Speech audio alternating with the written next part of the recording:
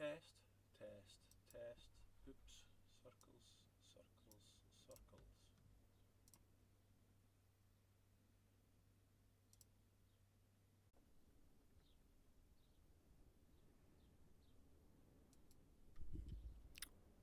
Right.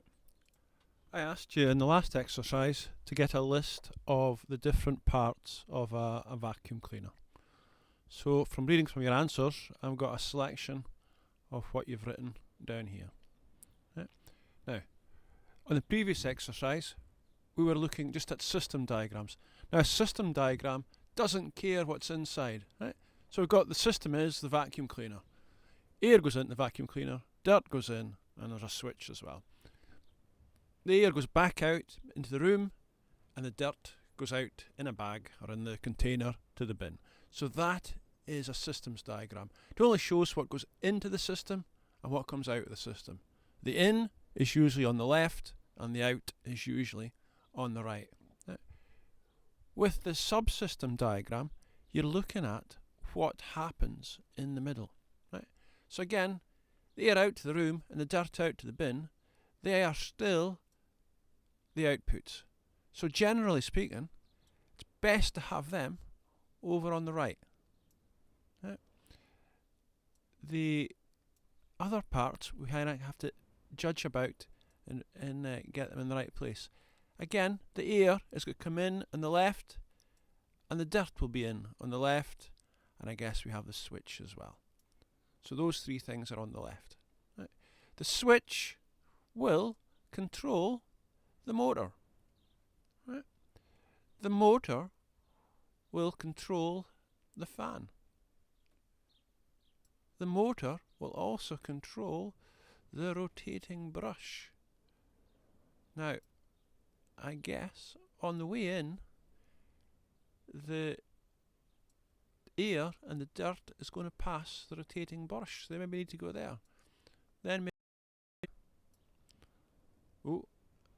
and then I guess the dirt goes past the fan into the input port, and then there's probably the dust bag. There might be a dust bag, and then the filter, and this all takes a little bit of moving about, and from the filter there'll be an exhaust port, and air will go out to the room. I'll just maybe take a wee second. I'll just shift some of these about, give myself a bit more room. Right. You can do this. This is it's actually a website. It's called Draw.io. You can download the program as well. It's quite good for doing instructions like diagrams like this. Right. So the switch controls the motor. The motor controls the rotating brush. The motor also controls the fan. The air comes in and goes through the rotating brush. The dirt will also go through the rotating brush. Okay, so that's the air and the dirt, rotating brush, and then from there it goes through the fan. From the fan, it's going to go to the input, right? And from the input port, it'll go to the dust bag.